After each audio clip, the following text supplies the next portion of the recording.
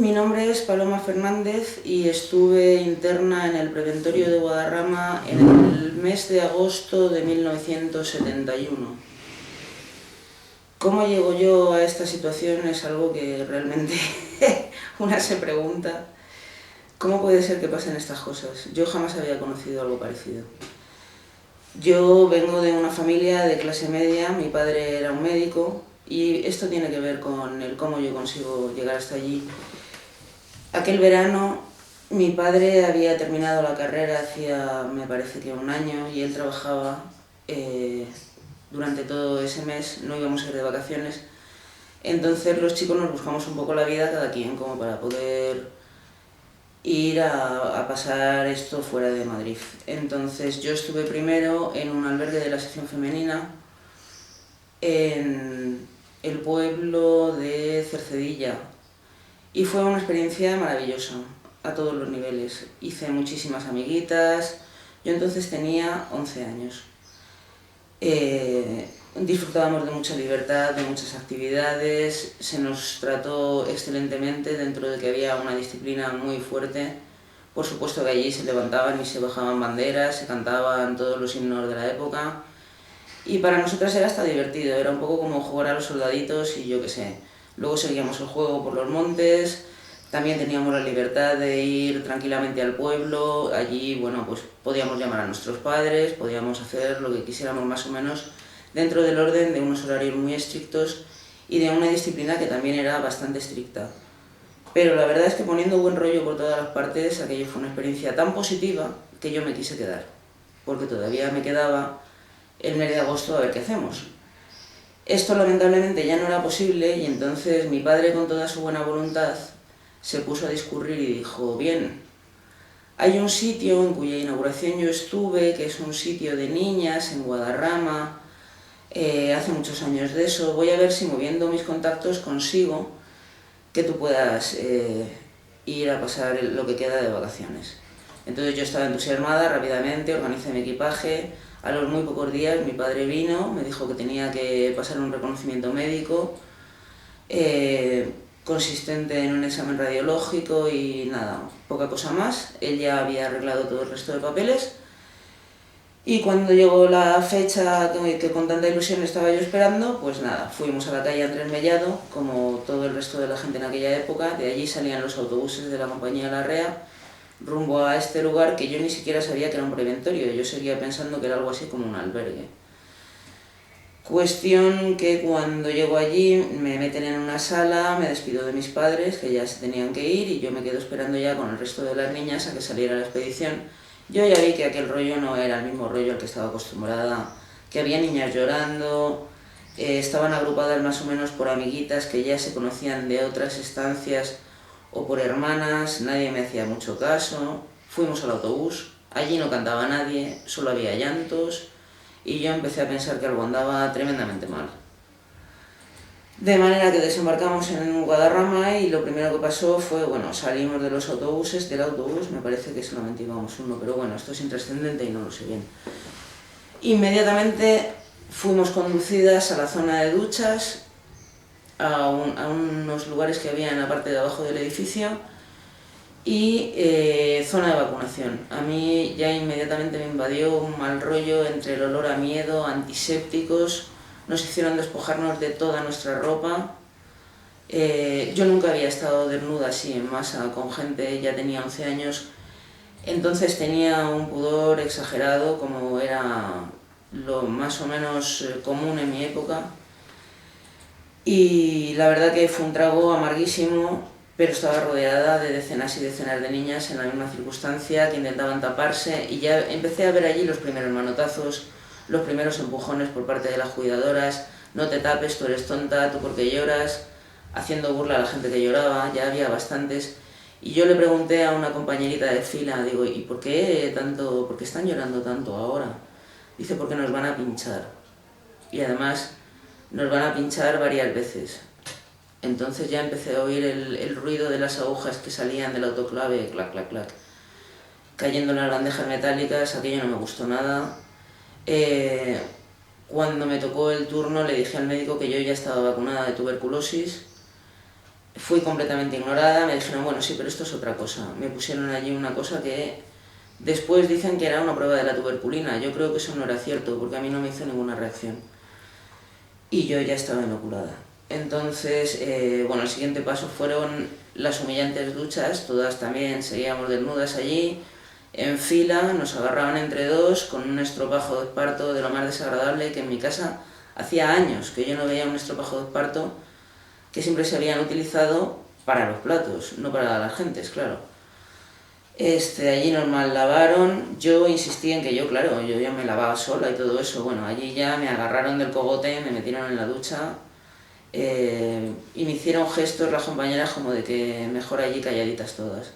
O sea que el ambiente de terror empezó muy pronto, luego nos entregaron una ropa totalmente vieja y harapienta, una cosa muy pasada, muy fea, ignorando las tallas, ignorándolo todo, y fuimos conducidas al comedor donde ya me enfrenté a lo que realmente iba a ser aquello. Había un olor apestoso, estos son los olores del preventorio, el olor a desinfectantes, el olor de la cosa quirúrgica, el olor de aquel comedor repulsivo donde nos daban una comida que yo, francamente, me cuesta recordar qué es exactamente lo que comíamos, porque todo tenía un aspecto parecido, todo era una basura, todo era una cosa tan mala y de tan poca calidad y hecha con tan poco cariño, en unos platos de plástico de colores más grasientos que era un asco, vasos metálicos, yo no he vuelto a beber en un vaso metálico, perennemente la leche quemada, el agua racionada, en fin, que el panorama pintaba horriblemente feo.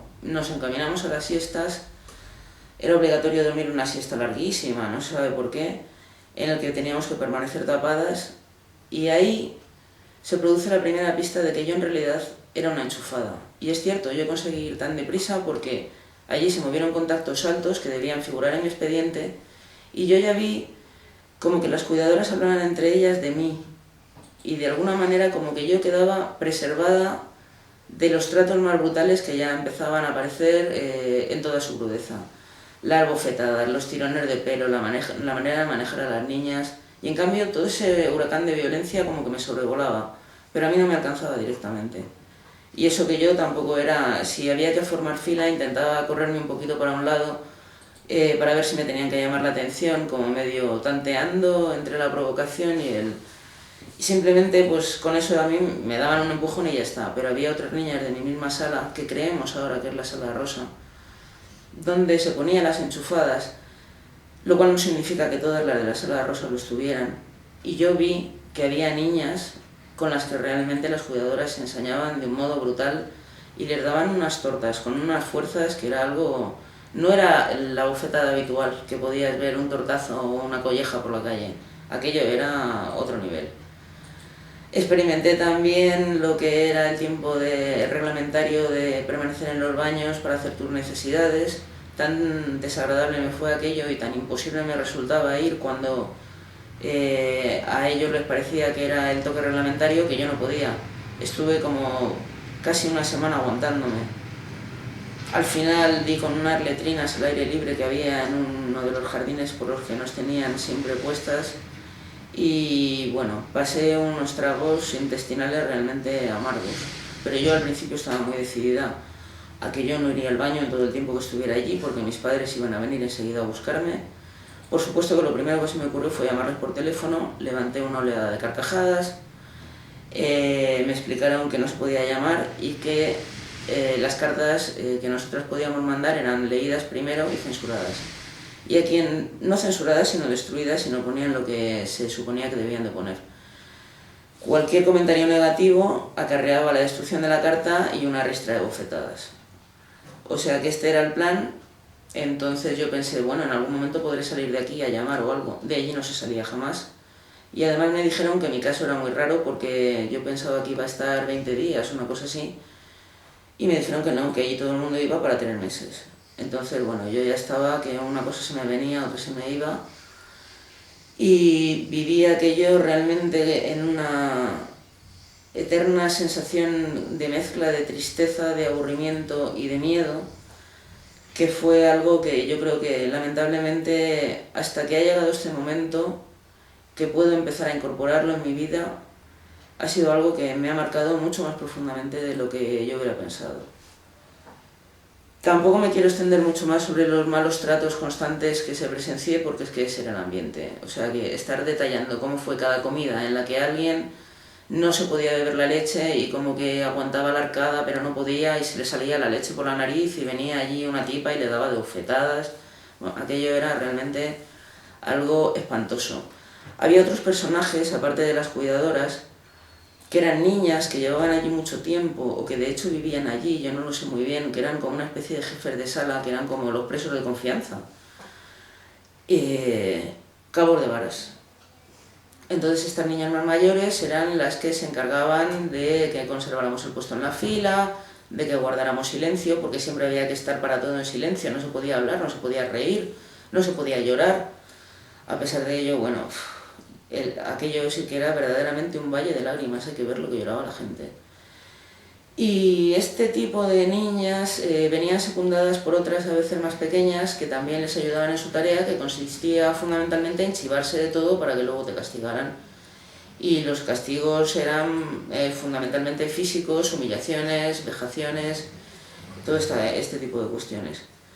Así que en este ambiente de angustia se desenvolvía nuestra vida. Me contaron que no teníamos derecho tampoco a recibir visitas más que una al mes, pero que los domingos los padres venían por la reja y podían hablar con las niñas. Yo no me podía imaginar la escena de mis padres viniendo a hablarme a través de una reja.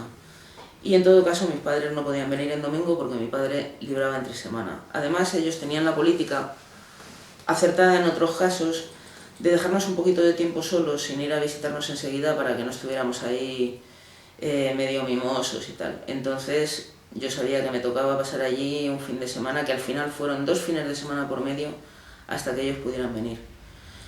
Durante el fin de semana el régimen no cambiaba absolutamente en nada, no había salidas, no había... Yo creo que esto de la libertad es algo que yo lo llevé horrible, el no poder salir nunca jamás de allí. Y recuerdo que nos hacían ir a misa y yo entonces era una católica convencida. Y para aliviar mis penas decidí ir a comulgar. Me detuvieron agarrándome del cuello y me avisaron de que no teníamos ese derecho porque se suponía que estaríamos en pecado. Digo, bueno, pues entonces quisiera confesarme. Otro ataque de risa, burlas, etc. Aquí no se confiesa a nadie más que quien vaya a hacer la comunión. Digo, o sea, que si me muero estoy recibiendo el mismo trato que los presos del cinturón de hierro. O sea, que los vamos a fusilar y no les dejamos ni que se confiesen antes para que vayan al infierno.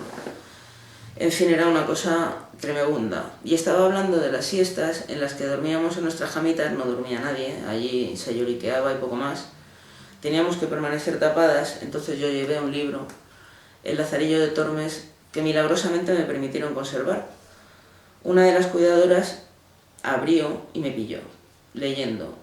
Me preguntó qué hacía y yo se lo conté con toda naturalidad y me dijo, como con mucho sigilo, está bien siempre y cuando nadie te vea, no se lo digas a nadie.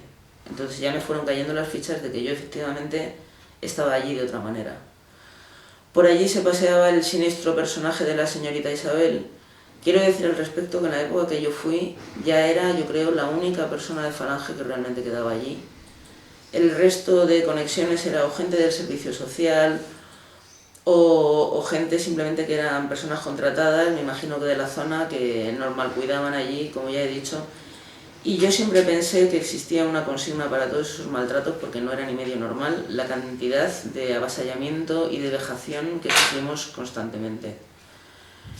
Entonces, bueno, finalmente, cuando se produce la primera visita de mis padres, que fueron atendidos aparte por la señorita Isabel en su despacho, etc., yo llego allí, me derrumbé en lágrimas, nada más verme, mis padres me abrazaron y me dijeron, ¿te quieres ir? Dije que sí, por favor, que necesitaba irme en ese mismo momento de allí a toda velocidad. Llevando, por cierto, mensajes de compañeras mías para sus padres para que también vinieran a sacarlas porque aquello no se soportaba. Entonces, bueno, me recuerdo recorriendo los pasillos con una de aquellas bestias, con un miedo bárbaro, para ir a recoger mis cosas del arcón y meterlas en la maleta.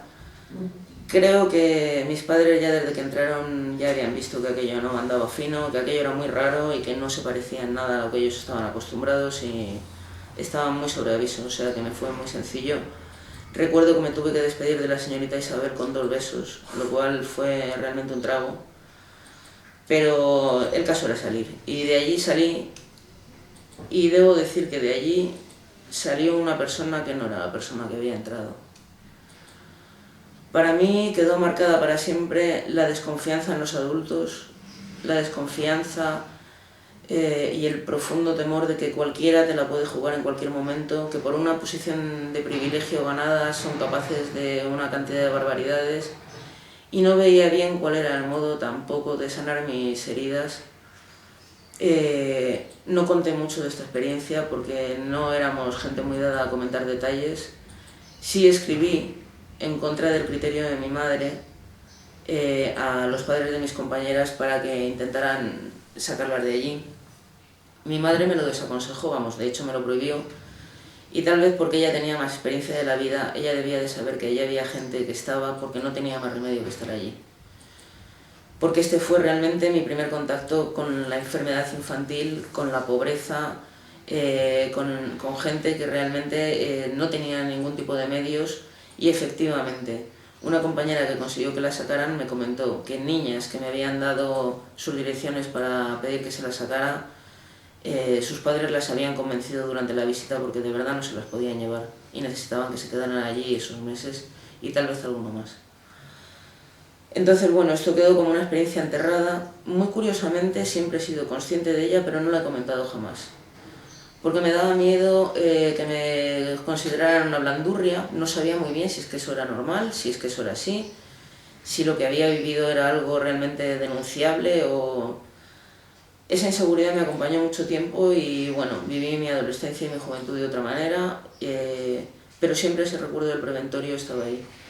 Hasta que hace cosa de un par de meses pasé por detrás de un hotel donde yo vivo y olía horrorosamente a comida quemada. Y dije, zas, los olores del puñetero preventorio, ok. Como me gusta mucho navegar, dije, voy a meterme a ver si encuentro que haya algo, que alguien comente algo, a ver qué es lo que hay. Y me encontré con que había varios grupos en Facebook, había un blog y había una página interesantísima en tenemoslapalabra.com dedicado a todos aquellos estragos. Entonces yo me quedé absolutamente lívida al comprender de lo que yo había sido objeto y que no había incorporado todavía a mi vida. Rápidamente busqué a mis compañeras, me puse en contacto con ellas y vi que aquello era verdad, que había ya casi un centenar o más de mujeres que estaban unidas y que estaban desde hacía tiempo ya peleando porque se supiera la verdad de lo que había pasado allí.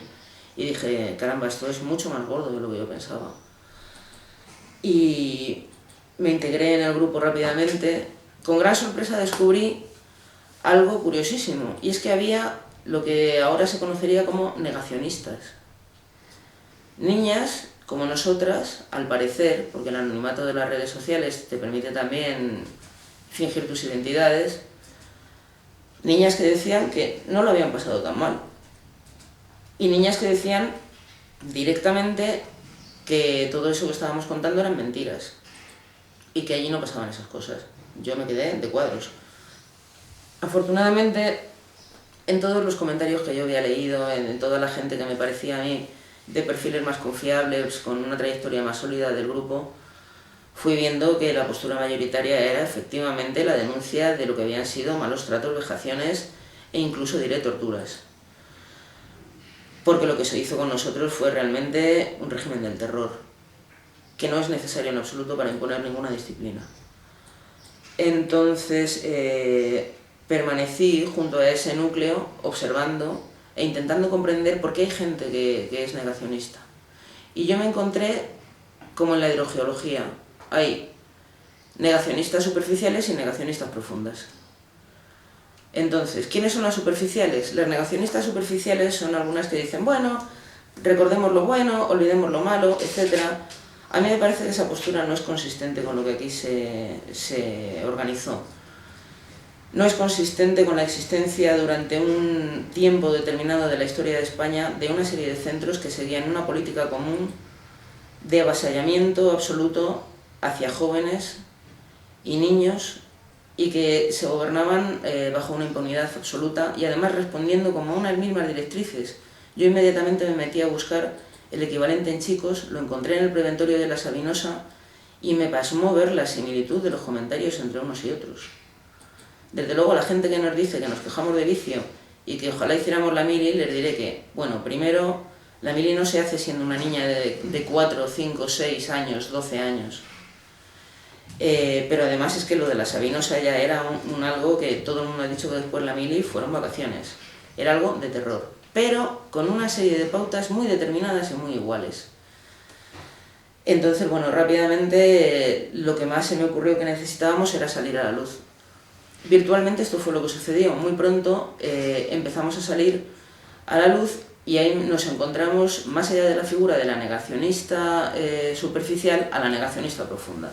La negacionista profunda es la que directamente dice que estamos mintiendo y que en realidad lo que pretendemos es cualquier tipo de obtención de dinero por vía indemnizaciones o pagos por las televisiones sensacionalistas o notoriedad o no se sabe qué. Pero que en realidad lo que somos es un grupo de centenares de personas que nos hemos confabulado para contar una mentira común, con no se sabe qué fines. Esto obviamente es algo que no se sostiene. Investigando después en la composición de estos grupos, yo me he encontrado con que muchas de las negacionistas superficiales, que son las que, digamos, no quieren molestar tanto a las que son víctimas y reconocen que hubo víctimas, aunque yo la palabra víctimas aplicada a mí no la pienso admitir nunca. Yo soy una superviviente, yo no soy una víctima. Este tipo de personas muchas veces se identifican con aquellas niñas que eran jefes de sala y que de alguna manera estaban allí durante muchísimo tiempo, algunas internas durante años, y que o se adaptaban al sistema y no solo se adaptaban, sino que formaban parte de ese engranaje o no hubieran sobrevivido. Y al hacerse adultas o integraban esa experiencia de esa manera en su estructura como personas, o desde luego no hubieran podido de ningún modo justificar lo que allí se estaba haciendo. Y luego en el negacionismo profundo nos encontramos excuidadoras, familiares de cuidadoras que buscan protegerlas. Esto es muy curioso. En una de estas grabaciones de estos días en Antena 3 apareció la fotografía de una persona que no sabíamos por qué era tan negacionista y salió su madre. Esto fue un punto, bueno, fue muy gracioso. Dentro de que ahora ya nos podemos sonreír un poco con esto porque estamos juntas y nos sentimos arropadas y nos sentimos mujeres fuertes y nos sentimos libres, cosa que no éramos entonces. Entonces éramos unas niñas apabulladas y, ya digo, sumamente desconcertadas y muy profundamente traumatizadas. Entonces, esto a mí me ha llegado a pensar algo que yo antes no tenía en cuenta. Yo pensaba en el negacionismo de los que dicen que no existió el holocausto, que provocaron los nazis. Y yo decía, bueno, son unos orates, todos sabemos que están locos, ande que los den. Ahora he entendido por qué esa gente tiene que estar en la cárcel. Ahora he entendido por qué el negacionismo tiene que ser un delito. Por el dolor inconmensurable que producen a las víctimas reabriendo otra vez su herida, al burlarse, al poner en duda sus testimonios, muchas veces para defender intereses absolutamente rastreros.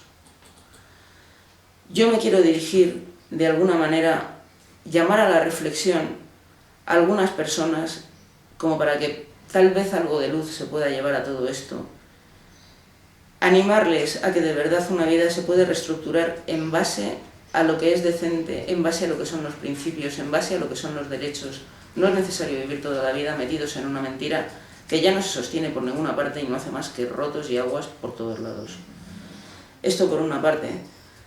Pero además nosotras hemos tenido, afortunadamente, la oportunidad de contar con cuidadoras que nos han reconocido la verdad y que después de haberla negado nos han reconocido qué es lo que pasaba, que ellas seguían consignas de tratarnos tan sumamente mal, que los castigos estaban reglamentados y que todo este conjunto de maltrato era algo que obedecía efectivamente a unas directrices comunes.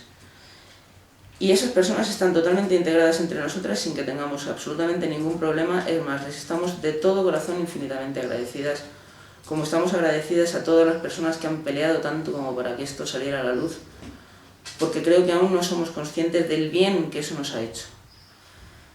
Ellas, gracias a las redes sociales, consiguieron encontrarse un poco antes, comenzaron este proceso y ha sido un proceso durísimo en el que han padecido todo tipo de amenazas, de vejaciones otra vez, gente que te sigue chillando como si siguieran siendo las cuidadoras omnipotentes que tienen el poder sobre ti todavía, eso es una cosa que me da la risa, porque ya no lo tienen.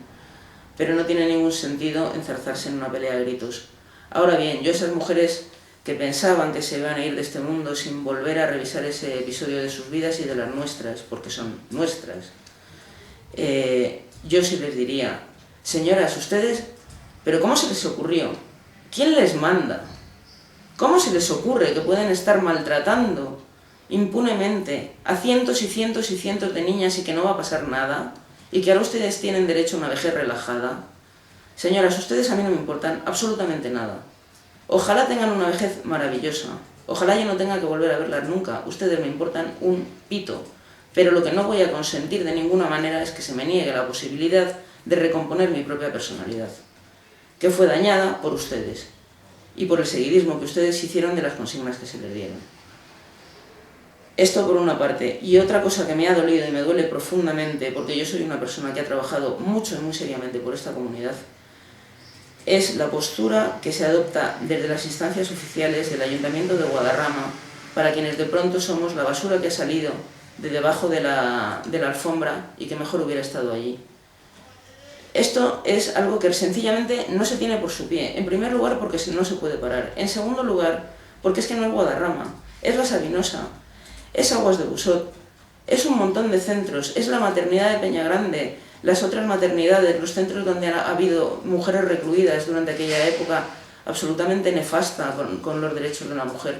Son todas esas cosas, eso no lo va a tapar nadie y no es una cosa que va contra un ayuntamiento. A mí me importa un pepino el ayuntamiento, así se lo dijo. No le puedo decir que me importa un pepino el pueblo porque yo soy madrileña y yo amo Guadarrama. Pero a mí no me preguntó nadie dónde quería yo que construyeran el preventorio. Ustedes lo tienen ahí. Y lo que ustedes tienen que hacer es aprovechar esto de una buena vez para poner en claro lo que fue el pasado. Y no estoy hablando de que vayan a delatar a nadie. Nosotros sabemos el nombre y el lugar donde viven todas. No lo duden. No es eso lo que estamos buscando. Ustedes la oportunidad que tienen es de declarar a Guadarrama la capital de los derechos del niño y de comprometerse con una línea de investigación y con la creación de unos premios como para que se vea que Guadarrama es capaz de evolucionar y de sobreponerse a una tragedia que también les afectó, y la prueba está en el daño que ellos están sintiendo ahora, y en vez de intentar tapar el sol con un dedo, ponerse del lado de quien de verdad sufrió, sin abandonar, yo no les digo que abandonen a toda esa manada de viejas, que las pobrecitas tendrán todo su derecho a no ser molestadas en sus serpentarios, allá se queden allí. Ustedes lo que tienen que hacer es mirar por la juventud y mirar por los niños. Y esa es la manera que tienen de reparar, si es que en algo se sienten culpables, que no deberían, porque las culpas tienen nombres y apellidos, no son del colectivo de Guadarrama. Así que todo lo demás me parece un intento de enfangar la cancha. Lo que deberían hacer es recibirnos y empezar a trabajar todos juntos. ¿Trabajar en qué? Nosotras ahora somos un grupo muy grande y muy heterogéneo. A partir de nuestra salida en los medios, nos hemos juntado muchísimas personas. Queremos trabajar de cara al pasado, queremos recobrar la memoria de lo que fue aquello. Tenemos ese derecho. Tenemos el derecho de saber qué es lo que nos pusieron, qué eran aquellas inyecciones a troche y moche, qué eran aquellas pastillas que daban, unas sí, otras no, unos cuándo, qué tipo de experiencia es esta, qué tipo de ciencia se hacía allí, que tenemos un informe de una niña con 30 y tantas radiografías hechas en un día. ¿Qué es esto? ¿Qué pasaba allí? Tenemos derecho a aclarar esto, porque esto puede estar afectando ahora nuestra salud. Y nosotros queremos, en la medida de lo posible, que al menos, ya que estamos jorobadas, que se vea y que se saque toda la experiencia posible de eso. Pero también tenemos un trabajo comprometido presente, tenemos que sanar nuestras mentes y nuestras almas. Y para eso necesitamos estar juntas y seguir unidas. No somos un conciliábulo que va en contra de algo, vamos a favor de nosotras mismas, intentando además asentar un ejemplo para el futuro, que son nuestros hijos. Y por eso yo estoy hoy aquí, pasando el trago de estar sentada en esta silla, de exponerme a que me vea quien me quiera ver a lo largo del mundo y de tener que soportar, quién sabe, qué más exposiciones, porque es necesario de una vez por todas que estas mujeres tan valientes se vean secundadas como merece por todas sus compañeras, que somos nosotras. Esto es, en síntesis, lo que yo querría decir. Habría mucho más para decir, hay un montón de agradecimientos para dar, pero yo lo único que quisiera es dejaros el mensaje de que juntas hemos conseguido sanaciones prácticamente instantáneas, porque nos conocemos todas al dedillo, hemos vivido exactamente lo mismo y podemos argumentarnos, razonarnos y arroparnos entre nosotras. Yo les invito a que nos escriban a nuestro grupo. Nuestro grupo está en Facebook y se llama Entre interrogaciones, ¿estuviste en el preventorio Dr. Murillo? Y también tienen a su disposición un correo electrónico, preventoriodeguadarrama@gmail.com, donde pueden dirigirse a nosotras para que por lo menos estemos en contacto y sigamos recopilando datos, que es la tarea en la que en el presente nos encontramos, haciendo un censo, viendo quiénes somos, cómo nos llamamos, DNIs, dónde estuvimos, en qué año estuvimos, para intentar recomponer qué fue aquella historia y qué enfermedades llevábamos allí, quién las llevara, y qué enfermedades nos aquejan ahora. Todo ese tipo de registros, más todos los que nos ocurran, tienen que ser fuente de futuras investigaciones, porque este tema, ya les digo, no se va a quedar así.